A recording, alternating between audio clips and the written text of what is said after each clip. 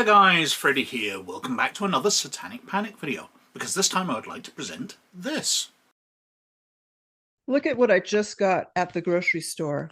Time magazine proclaiming the 50th anniversary of Dungeons & Dragons. So, this is Doreen Virtue, who at one point was a psychotherapist, and then she was carjacked, and she felt that she was saved by angelic presence. So she then became a professional tarot card reader. But she has since then found Christianity, and she does this kind of thing. And right here it says, the game that changed the world. That doesn't even make any sense.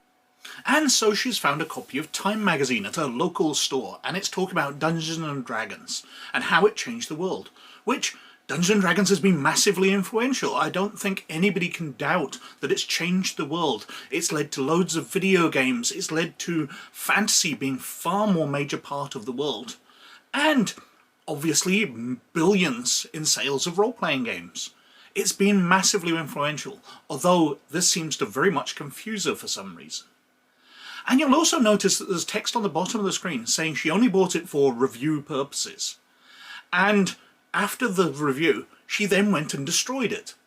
Which seems one of these really weird Christian things, where they go and they burn books. Which brings back very odd memories, if you look back at the 1930s, and doesn't make them look good particularly, but they seem to really like it. So we're going to dive deep into what Dungeons & Dragons is really about, because I get a lot of letters asking, is this okay for professing Christians to engage in? Now, as we go through the video, I'll be cutting out large sections, because she does dig into large amounts of details. And, for example, before the next clip, over a minute passes in the video, where she describes what Dungeons & Dragons is, and she does a fairly honest job of it. There's nothing I have to criticise at all. She talks about how it's a complex game, it's based on Lord of the Rings, how the rules are very complex, and how games are now often played online over things like Zoom. So all that's the truth, so I have no criticism for her there. She is being very honest at this point. But I'll cut the video down, but I'll link to it in the description down below, so you can go and view it for yourself to make sure I'm being honest about what she says. But is there a problem? Is this something that professing Christians should be involved in? Now, obviously, I have no problems with playing Dungeons & Dragons, but I'm not a practicing Christian. I suppose I was born one, I was christened when I was young, but I definitely don't attend any church on any kind of regular basis. But I don't think Christians should have any problem with it. And in fact, loads and loads of Christians don't. Loads and loads of Christians comment in the comments of these videos to let me know that they're Christians and they don't believe any of this rubbish. And as I've stated before, one of the members of my group, my Dungeons & Dragons GM, and currently my Blade Runner GM, is an ex-bishop, and he has played it with his sons, and he thinks it's loads of fun. He taught it, played it in his church. So many Christians have no problem with it at all, and think it's a very good game to play. To answer that question is our good friend and brother in Christ, Pastor Joe Schimmel of Blessed Hope Chapel and Good Fight Ministries. So this is Pastor Joe Schimmel, and he's a fairly extreme person from Good Fight Ministries. And these are people who have a YouTube channel, and they preach about things like the Pope being an antichrist, anti-vaxxing, all that kind of stuff, which are fairly extreme views, which I think dismiss them from any sensible argument. But these are the people who are talking about Dungeons & Dragons still, and having extreme views about it. Role-playing games, I mean, we think about it, we think of the actors in the first century. Jesus used the Greek word for hypocrites. It meant actors. Many of those actors were role players who would play roles of the gods. Now, for a so-called expert on Dungeons & Dragons, somebody who's done his research, he does seem to understand that role-playing and acting do share certain elements. But he has extreme views on Dungeons & Dragons, where he doesn't seem to have extreme views on actors. He doesn't seem to be going around saying Christians should not be actors because they are not telling the truth and they are portraying characters which could be evil. But he seems to have those views on Dungeons & Dragons. And he's going back to Greek ages, where actors played gods, and that was a bad thing, and connecting it to Dungeons & Dragons. I don't quite get his arguments, I'm afraid. That's not to say that people that are playing Dungeons and Dragons have the goal of becoming possessed. But it's very interesting because possession is a big part of Dungeons and Dragons.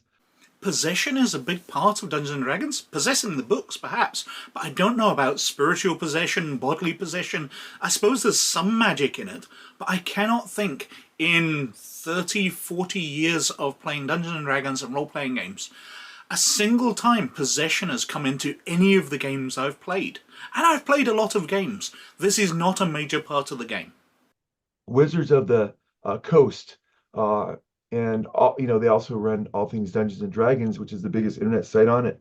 They promoted a whole lot of occult activity, occult books, and so forth. So he says Wizards of the Coast are dealing with occult books. Now, if you look at Dungeons and Dragons and all the books they publish for that as being occult, because they have magic in them, because they have strange creatures in them, then yes. But apart from Dungeons and Dragons, I don't think they publish anything. They sell Magic the Gathering, but I don't think they sell beginners' books on witchcraft, or witchcraft for dummies and stuff like that. I don't know of anything else they sell, apart from Dungeons and Dragons, Magic the Gathering, and role-playing stuff, which would deal with the occult. So this seems to just be a false statement. And when you look at the people they've hired, which I hope we could take some time to get into this, sure we will. I found some things that just, could bring chills up your spine regarding the connection to Satanism and so forth as well. A clear connection. And here he makes blanket claims that the staff of Wizard of the Coast and Wizard of the Coast are involved in the occult and witchcraft. But as we see as we go through the rest of the video, he does not make any claims except against one writer. He chooses one writer who's found certain things he doesn't like about and goes into those, and then uses that as a blanket claim against all of the staff against Wizard of the Coast. Remembering Wizard of the Coast employs many hundreds of people, and they've found something about one of them which they find a bit morally dubious. I mean, it sounds fun to sit around with your friends and have this role-playing game. I mean, that sounds kind of like interesting, maybe something that you could learn something from. Now, Doreen seems to have a much better view of Dungeons and Dragons, that it could be a good time had with friends around a table. There's a lot of good things around the game, which is very different from most of the other more modern people we've seen talking against it.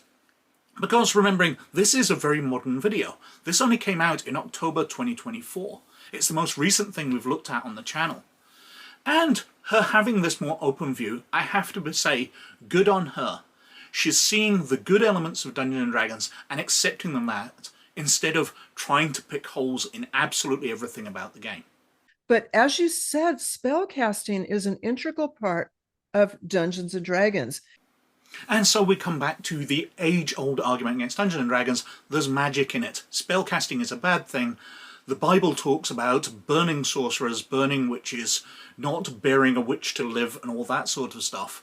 So Dungeons and Dragons shouldn't be played with. But not choosing to see that Dungeons and Dragons isn't practicing witchcraft. It's telling stories about witchcraft. And I found this Dungeons and Dragons chart, which I have on the screen, of the different kind of spells. And she goes into detail about this chart for a while, talking about the different groups of magic which are mentioned within Dungeons and Dragons, and how some of these are mentioned within the Bible as being specifically bad. Necromancy, enchantment, that kind of thing. Which means that Christians should not be dealing with it. Again, ignoring the fact that this is storytelling, it's not casting the magic. And they have instructions on how to cast spells, so... Well, in many past videos we've gone through this. Dungeons & Dragons does not detail how to cast spells, it tells you how to roll dice. The whole game sounds like it could lead to dissociation. My background is psychology, where I dealt with dissociative disorders in an MPD unit, inpatient. And so she reaches back into her history where she was a psychologist, and draws up that these activities could lead to dissociative behaviour. But as a psychologist, you would want solid research and solid data behind these before you can make any decisions. Because other than that, it's just your opinion. And so these were people who'd lost touch with reality, and we had to help them to come back. And I can just imagine that people who believe that they are these characters, this role-playing character, And she imagines that this might lead to things. There's no facts there, it's imagination. And we're the ones supposed to be playing a game of imagination, not her. They can become so obsessed with the game. In fact, I was watching an interview with Joe Manganiello. He plays a werewolf, 5 years or so, more, maybe more now, in True Blood, very popular HBO series. And so he goes on to Joe Manganiello. I'm hoping that I'm pronouncing that somewhere near right. Who is a role player. He plays Dungeons and Dragons. He's quite famously vocal about that. But his time on True Blood playing a werewolf was a job. He was acting. That's what he does for a living. It has nothing to do with his hobby. Who had been married up until this year, got divorced with Sofia Vergara from Colombia. And I hadn't heard of their divorce, and that's a sad thing. They seemed like a nice couple. They seemed to have a lot going on. While he had his hobbies, she had hers. And they seemed decent. And she, on a late night show, was talking about how he is so obsessed with this game that he turned his wine cellar into a dungeon. And so, to put it in different words, he converted his cellar into a games room. Now, from what I know about America, and most of it's from television, having a games room in your cellar is not an odd thing. Having a pool table down there, an air hockey table, whatever, is fairly standard to convert an area usually used for storage into a fun place. And that's all he's done. He's converted his wine cellar into his Dungeons and Dragons room. His game happens to be Dungeons and Dragons.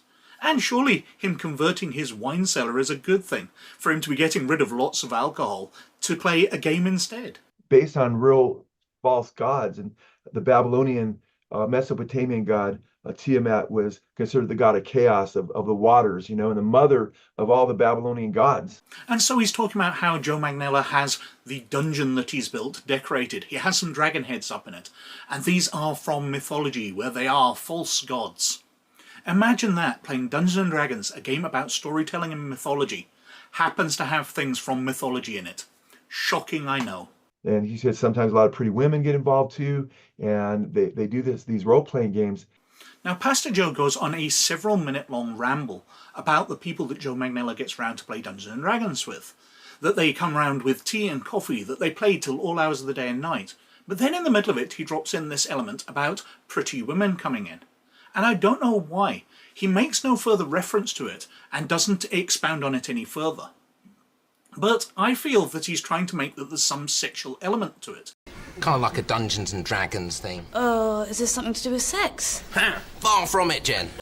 But as I said, he makes no further detail of it. He doesn't mention it again. He just drops it in, which I found a little odd. The Book of Vile Darkness, it says, and I just quote from their own production material, rules for things like alcohol and drug addiction, cannibalism, mutilation, sacrifice, and sexual fetishes.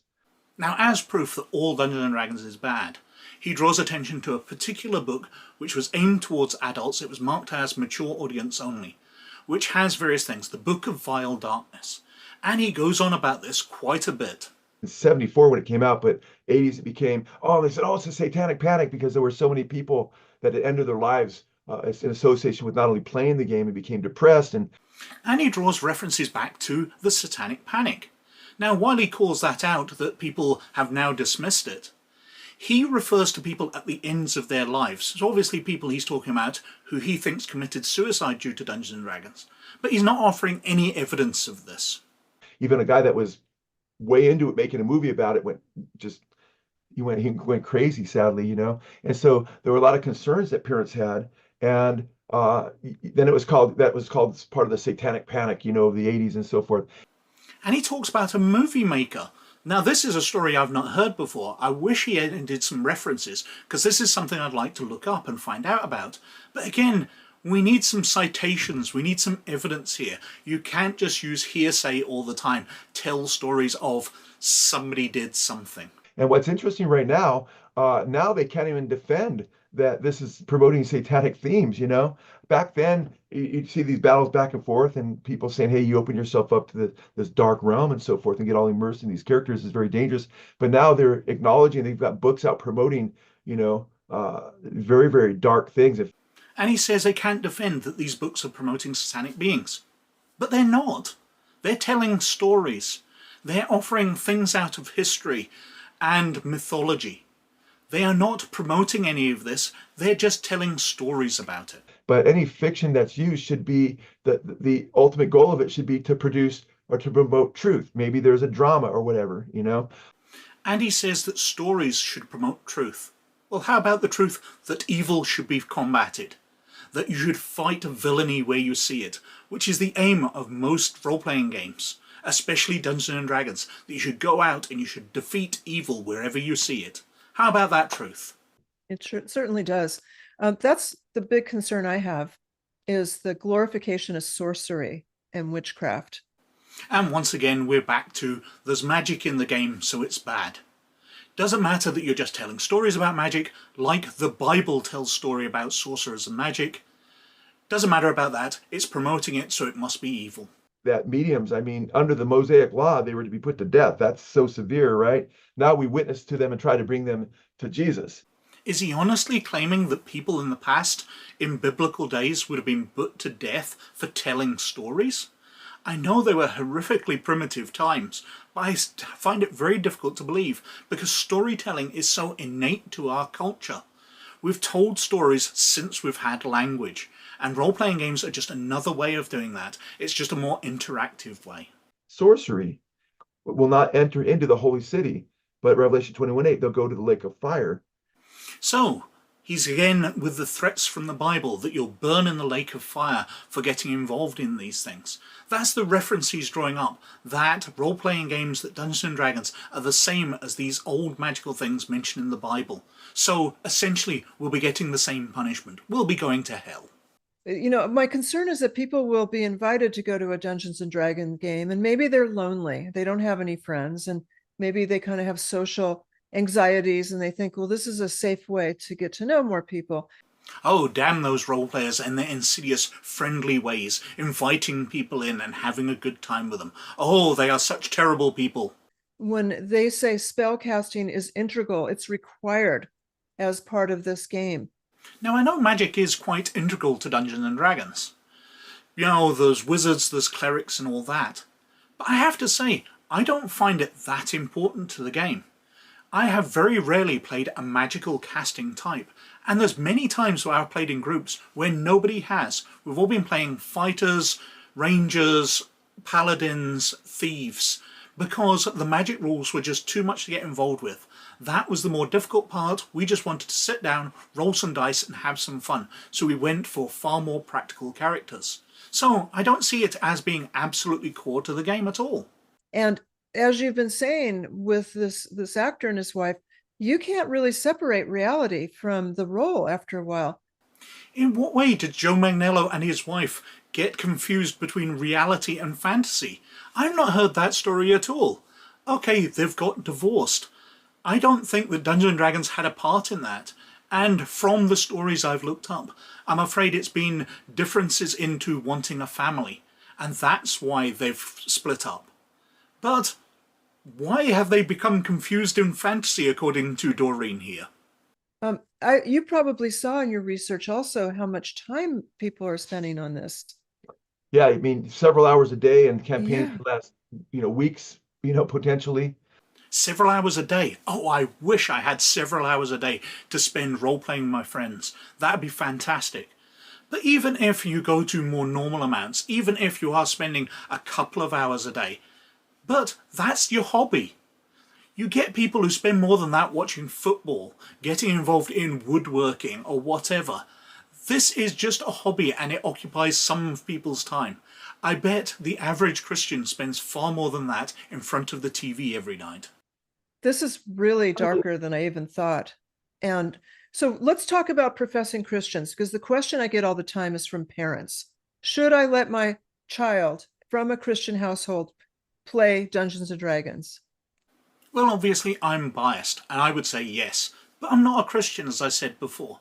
But from my experience, I spend one night a week playing Dungeons and Dragons with my niece, my nephew, and my 2 sons. And it's a close family time. Before we had this game, we didn't have an excuse to get together and chat and spend time together as a family before. We would talk normally on the phone once every few weeks, but all of us getting together and playing Dungeons and Dragons is a fantastic family moment. It's brought us so much closer because we've got a game to play, and that's a reason for us doing it. So I would think that would be a generally good thing for a Christian family to do. Play Dungeons and Dragons together, spend some time telling stories, having fun. For me, and I do believe this, and as I counsel the fellowship that I pastor as their under shepherd, because Jesus is the chief shepherd, I would say absolutely not, because I would not encourage them. And of course, Pastor Joe agrees that you shouldn't. But I have to question at this point, these two people are people who claim to have come out of witchcraft. She was doing tarot readings. I don't know Pastor Joe's background, but he claims to have come out of the darkness as well. Why are these people always the ones who claim to know the most? That they've been redeemed, so they know far more than people who have never ventured into that at all. When I know one of the writers, and many of the writers are way steeped in the occult, that's why I thought. Now again, I've skipped over a large chunk where he talks about one of the writers who on an interview did the devil horn symbol and said praise Satan when he was told that his company was doing particularly well. So that's an unfortunate thing that he said, and obviously is going to get Christians very upset.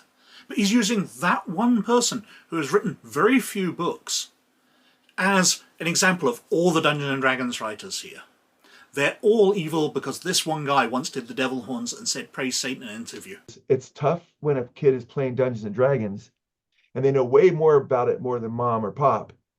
But isn't that the way of things? Kids get into their own things away from the family. They discover things that they get excited about themselves. My eldest son, who's now in his late 20s, was very much into Yu-Gi-Oh!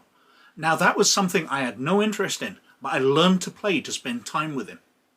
But he was also into Avatar: The Last Airbender, and that was something my wife would sit and watch with him. And they would have that shared thing where I would have Yu-Gi-Oh! Shared with him. It's not possible as an adult to be into everything your kids are, because they're going to go out and discover whole new hobbies. And that's right, because they're growing up, they're learning to be individuals, and they're learning to have their own interests. I would definitely say absolutely not. Stay away from it. Don't run to the nearest exit. But I also say to the parents, take the info we're sharing, write down some of the main facts about it, maybe even show your children this video. I think that would be really wise, who are getting into this stuff, and let them know you love them, that you care about them, that you're concerned about their eternal soul, and that they have to make a choice for themselves as to whom they're going to follow. Now, I find that incredible for a pastor to say that you should share information on your beliefs with your kids, and they should make up their decisions for themselves. That's fantastic. I am 100% behind Pastor Joe at this point. Now, he will go and shoot that down by saying that he wouldn't allow it in his house. But I think it's wonderful. You have fears, you share them with your kids, and you let them make their decisions. That is such a forward-looking philosophy. I'm really, really impressed. Well, they're very blessed to have parents who care enough about their souls to say no to occultic practices such as Dungeons and Dragons. And Doreen goes and shoots him down completely, that they're blessed to have parents which say no, which isn't what he said. He said, share information, let your kids make up their own minds. Once you have been in the darkness, you understand. Those who've not been in the darkness are the people who are always screaming, Christian liberty, Christian freedom, I can do what I want. Now, this is something I really don't get. How reborn Christians, people who fell away and got involved in satanic things, like she was involved in tarot cards, suddenly feel they are in a level to preach to people who have never fallen. People who are accepting of others, but have never dealt with any of these bad influences as far as Christians are concerned. But the people who did, the people who failed in their own eyes, and then got back on the right track in their own eyes, think that they're in a higher place to preach down to others. It seems really quite odd to me. Dungeons and Dragons, other role-playing games, they're not our friends, are they? No, they're not your friends, but they're a great way to spend time with friends. I have met some of the best friends I have in the world through playing role-playing games and Dungeons and Dragons. People who I have known for 40 years. I have shared so much. They've been at my wedding.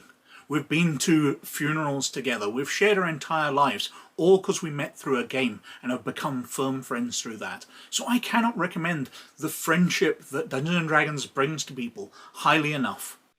Well, Pastor Joe, I appreciate your time and your research that you do, not only for this video and warning people about the dark, dark occultism of Dungeons.